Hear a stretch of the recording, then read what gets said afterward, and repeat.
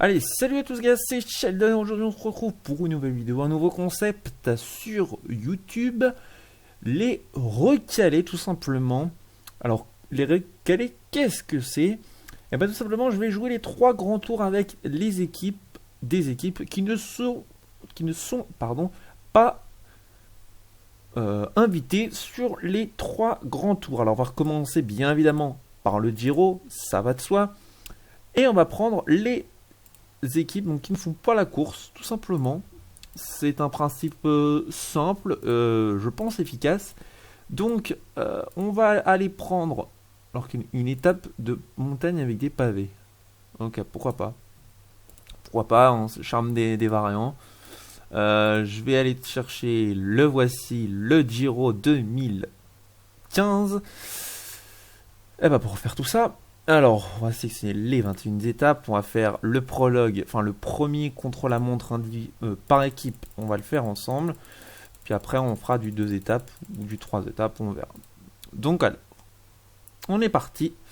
La IAM le fait, la Cofidis non, Direct Energy non, la Bora, je crois que oui, non, même pas de Bora, même pas la Bora. Bon bah ça fera du concurrent. Hein. La Bardiani, oui, elle est invitée. La Wanty, non, c'est n'est pas invité. Là, ça aussi, c'est invité. La Cararuchal n'est pas invitée. La Fortuneo, oui. La Androni, oui. Ah non, pas la Androni, tiens ça. La Nippo, oui. La Rompot, non. La Stoting, non. L'équipe UHC, non. La Gazprom, oui. L'équipe One, suivant. La Team Wigo. L'équipe Delco. Voilà, les top sports, l'équipe Skydive Dubaï, le team Roth, la Drapac. Il va prendre, voilà, bon, je fais ça un peu, enfin, c'est le truc le plus loin, bien sûr. Et 22 équipes, les voilà.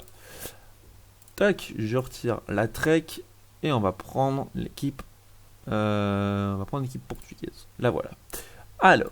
Voici les 22 équipes qui prendront part à ce Giro.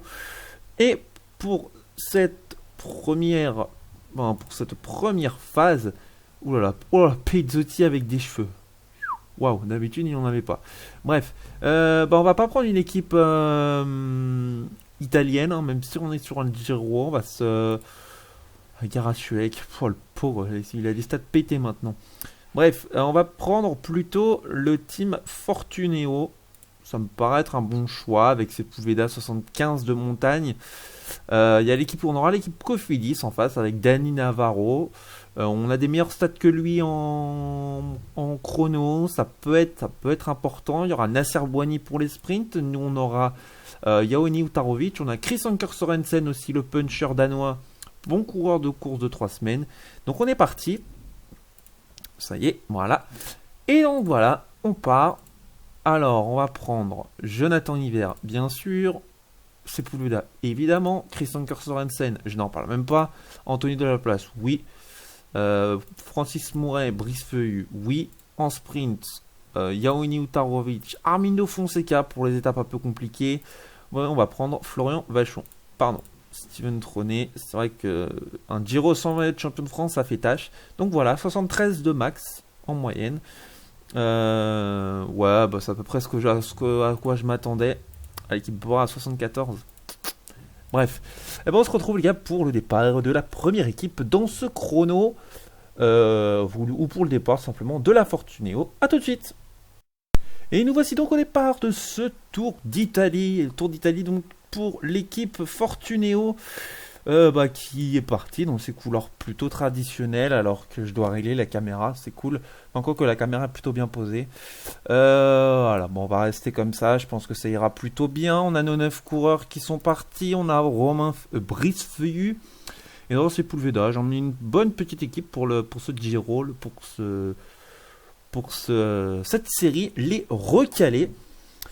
Donc voilà une équipe, alors que la première équipe qui est en tête, c'est l'équipe Stolting, donc l'équipe de Rasmus Squat, qui est très très bon, enfin qui était très très bon Dans les modes carrière sur PCM 14, on a Fabian Wegman, le puncher très expérimenté. Alors que ça lâche, ça y est. Ça lâche déjà. Ah ouais, d'accord. 57-58 de chrono. D'accord, pourquoi pas. Pourquoi pas. Donc on doit être plutôt pas mal, je pense, avec notre équipe. Quatrième à 16 secondes. Ouais, c'est pas dégueulasse. Est-ce que j'ai de la force? Oui, il y en a qui ont plein de force là, donc pas de problème. On peut accélérer maintenant avec Anthony de la place. Armindo Fonseca qui est pas mal, mais il va vite passer son relais à Eduardo Sepulveda. Voilà, hop là. Alors là, ouais, le truc drôle, c'est qu'à droite, c'est la Cipressa. Enfin, le Poggio surtout.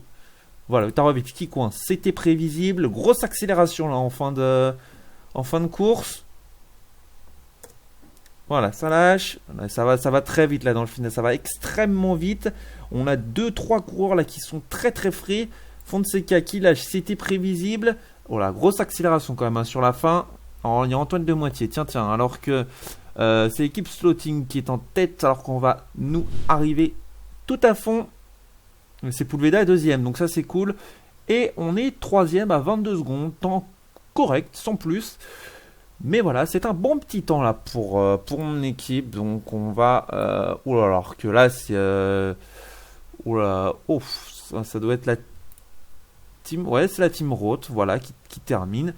Derrière, on a l'équipe Top Sport qui fait 5ème. Alors que c'est l'équipe Cofidis qui arrive. L'équipe Cofidis de Nasser Bouhanni. Oh, Nasser Bouhanni qui doit être dans bonne condition. 4ème, on est dans le même temps que la Cofidis, donc c'est pas mal du tout. Attention, nouvelle équipe. Alors là, ça doit être... alors, je connais plus trop les équipes après. Hein, la Drapac notamment, voilà, c'est des rouleurs, hein, donc pas de souci. Bourman, ça c'est la Bora qui est ultra favorite et qui ne répond pas aux attentes, tout simplement. La Bora qui est pas super. Ah, Sam Bennett notamment, Santa Romita qui va en terminer. Ça c'est l'équipe Skydive Dubai Pro Cycling Al-Ali Club, hein, un nom très très long. L'équipe Direct Energy avec le coq qui est là. On va reculer, voilà, Davide Rebellin, papy, mon cher petit papy italien, Sylvester Schmidt aussi qui est là. Et ça va vite là, ça va vite. On est avec l'équipe One Pro Cycling qui a emmené Mathieu Goss, voilà, un ancien vainqueur de Milan-San Remo, chez lui. Alors que l'équipe, ouais, bah, ça va être la dernière. On a l'équipe Androni qui arrive en bonne forme, en bonne... ouais, voilà, les grimpeurs sont accrochés 28 secondes. On fait un bon 6ème temps, ce qui est pas dégueulasse. Quand même, on a 2 disparus, tiens. Entre Antoine de Moitié et Dan Minger... Ah, la Roubaix qui fait 15. Un poil peut-être décevant. La Rumpot emmenée par Peter Winning, 4ème. Ça me paraît logique. Hein, un bon petit temps de la part des coureurs néerlandais. L'équipe Delco Marseille-Provence, 4ème, qui réalise aussi un 4ème temps plutôt très bon avec Yannick Martinez de retour chez lui ou presque. Alors qu'on a... Fabio Duarte, les Colombiens qui font 5ème. Tiens. 5ème temps pour nos amis colombiens. Ah, il n'y a pas de Bradley Wiggins, dommage. Dommage. La team Wiggins qui fait 5ème. On va se faire éjecter du top 10 sans problème. Surtout avec le vent, qui a le vent très favorable sur la fin. Ah oui, c'est un vent qui pousse, donc forcément les temps seront meilleurs. Oh là là, attention à l'équipe UHC, l'équipe américaine qui va signer un gros temps. Premier temps, oh là là, bah alors ils ont tout écrasé. 17 secondes.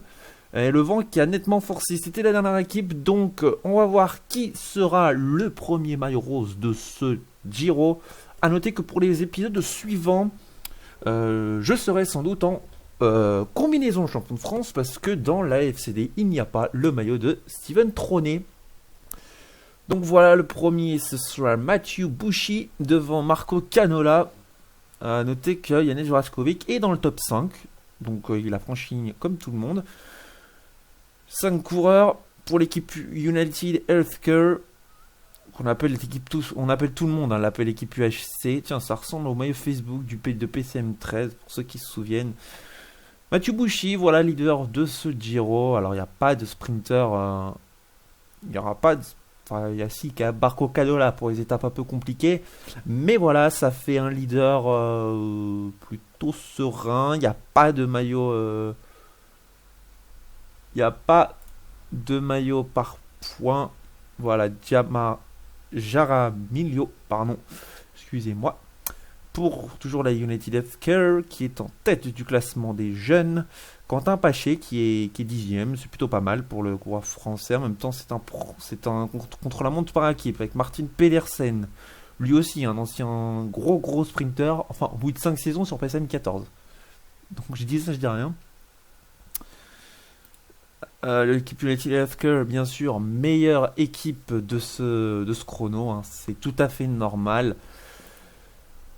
Ah, Dominique Nertz qui perd une seconde. Tiens. Alors je sais plus si la Bora, mais je crois pas que la Bora fasse le. Non, la Bora ne fait pas le Giro.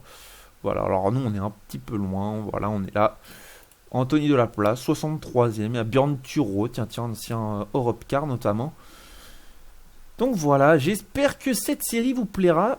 Et on se retrouvera pour les étapes sans doute 2, 3, 4. Donc ce sera 3 étapes par vidéo, peut-être 2, je ne sais pas. Puisque j'ai pour but de finir ce tour avant la fin juin. Avant la fin du PCM 2015.